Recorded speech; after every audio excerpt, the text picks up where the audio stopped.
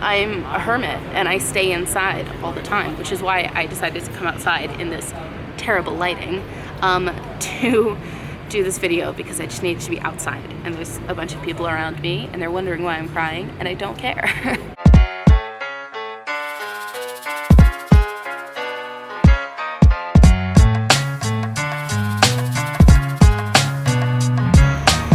Okay, so today's video might be a little weird. I'm in the courtyard because it's the middle of the night. I didn't want to post without explaining what today is for me. Today marks the first anniversary of my brother's suicide.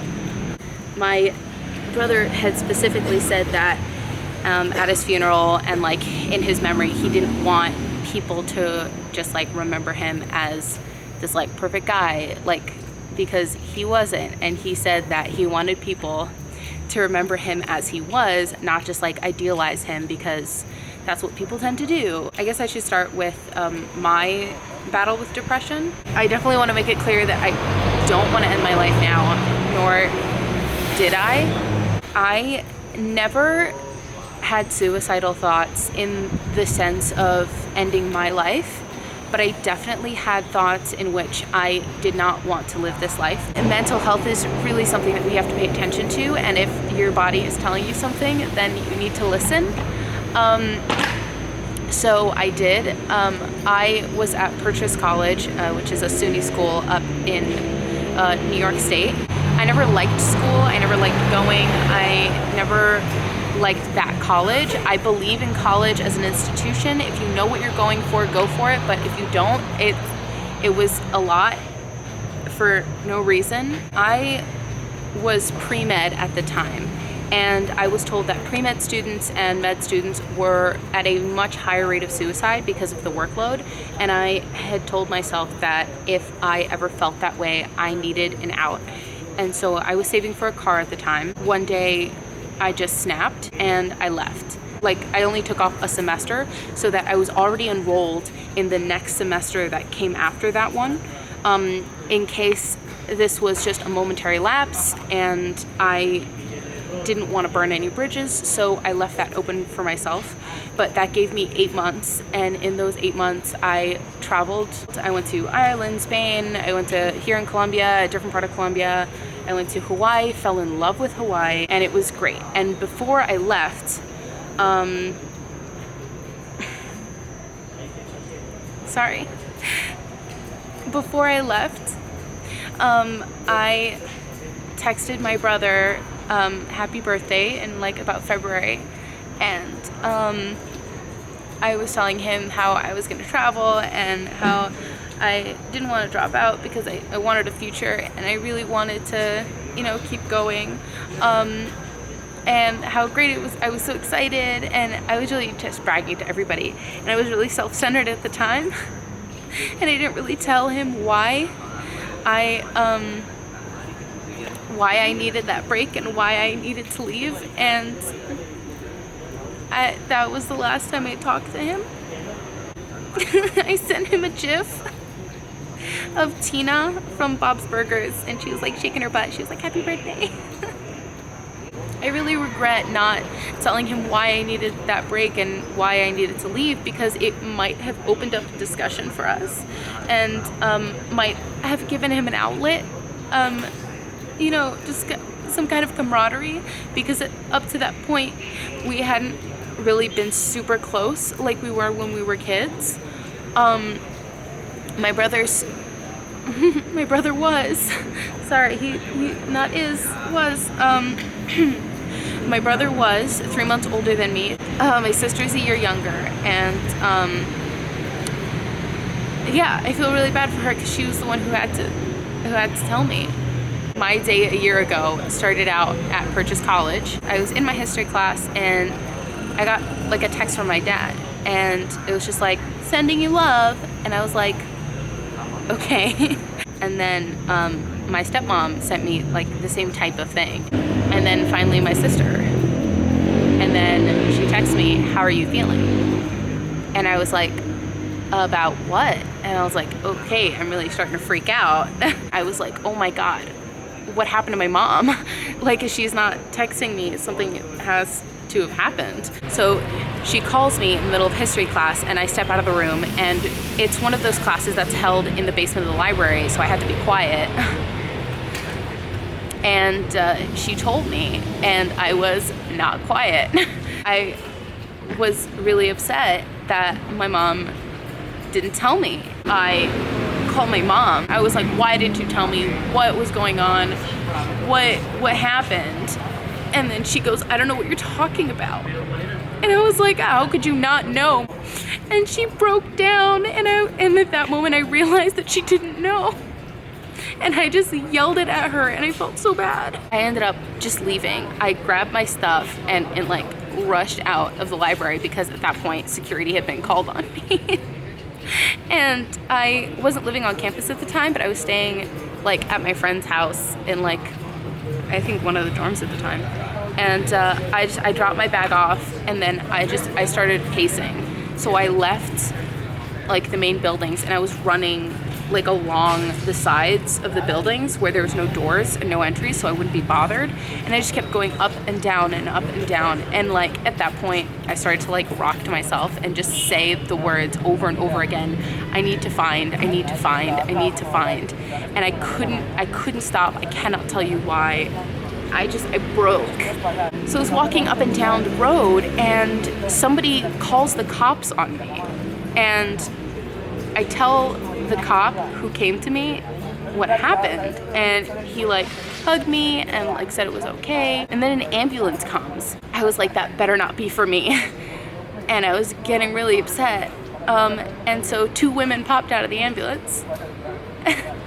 They were like, what happened? Like, what's going on here? And I was like, oh, this is what happened. And I don't really want to keep talking about it because it's very fresh.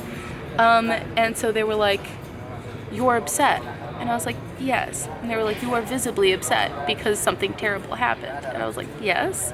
And then they were like, are you kidding me? Why were we called? And so I signed, and they walked away, and they were like, it's ridiculous that, you know, a male cop just kind of sees someone breaking down, and after hearing the story calls an ambulance, because I had too many feelings, and it felt really embarrassing to have feelings. I emailed all my professors saying that I wasn't feeling it. I wasn't going to do any of the work up till then. And if there was some way that I could do like 1 paper per class and just submit it so that it would count towards something. And like a couple of them were really, really nice. And there was one class, and that teacher had already made me cry during the semester, and I am not a crier.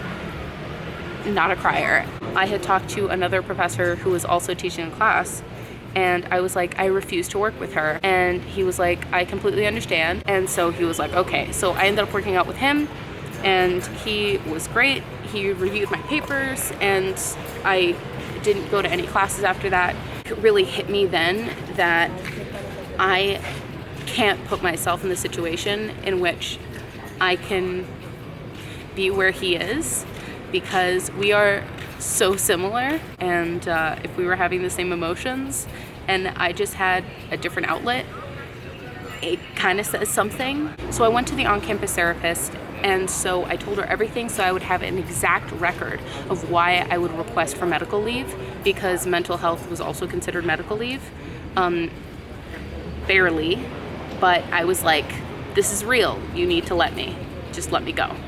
And so I dropped out, but being the weird prepare person that I am, I took a bunch of paperwork to drop in, I guess.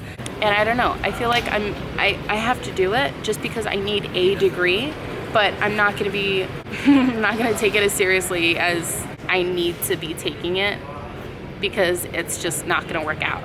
I started dating my boyfriend around that time, and he was a really big help. Before we started dating, he came with me to the funeral, and then after we started dating, at the 6-month mark of my brother's passing, we hiked up to like a little like rock and like did a tiny little thing, you know, and just kind of spent the day together. Spending time with people that you care about can really help that kind of situation, because you need to know you're not alone and you need to reaffirm that. And that summer was great because I spent almost every day with him, and he was really supportive and really showed me a lot of kindness that I needed, and was really there for me, and I really appreciate him for that. A lot of people, when they hear about your son dying, they want to comfort you, and they comfort you. And then there are a lot of other people who are like, I don't know who else to talk to about this grief I'm feeling, so I'll talk about it with someone who is obviously grieving.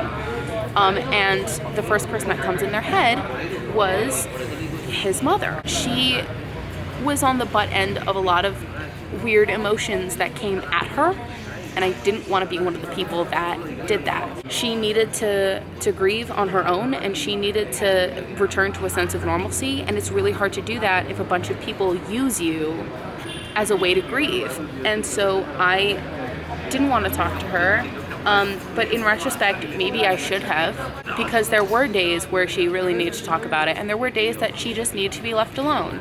And I didn't know how to gauge those days. I mean, she's going through the unimaginable.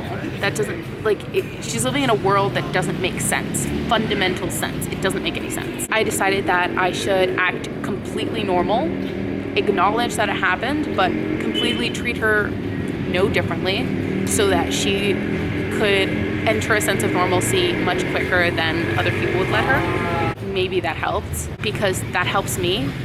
I didn't tell my friends at Purchase for a long time, because I didn't want to be berated. I wanted to have some kind of spot that was just isolated, and I wanted to have a spot that was isolated and where that event didn't exist, where everything was the same, where everything was fine. And that really helped me. I'm really angry at him, really upset at him.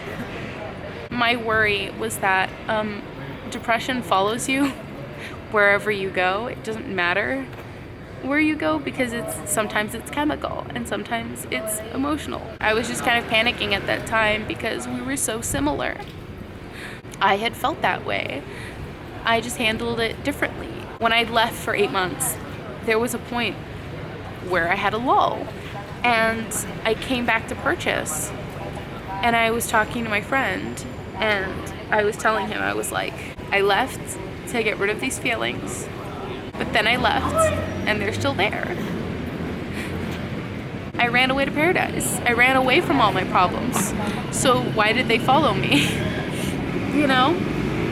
I thought maybe it was the pressure of college. I thought maybe it was the closeness of my family. I don't know. You blame whatever you can as long as you don't blame yourself. And at that point, I was in paradise and there was no one else to blame. I never want to do that. But I don't have another plan. So I left again. I'm just trying to live out here and live traveling and try and find what makes me happy, because honestly, traveling does make me happy because it gives me a purpose. It gives me a reason. And at first it was really because I was thinking, I want to live a life that he couldn't live because he never left New York. But then a couple months ago I was like, living my life is not going to bring him back, so what's the point? And I was really upset about him. I'm really sorry. I'm really still pent up about this because I don't handle things the right way. I don't think I do grief right. At the end of the day, I want to keep doing this, and I want to keep doing this, and I want to keep, doing a lot of things. I'm terrible at keeping in touch with people. I really want to be close to my sister because I love her so much. Bye. Oh yeah, I should probably link the suicide hotline in the description below. Mental health is real. Please take care of it. Get a therapist. What a weird PSA, man.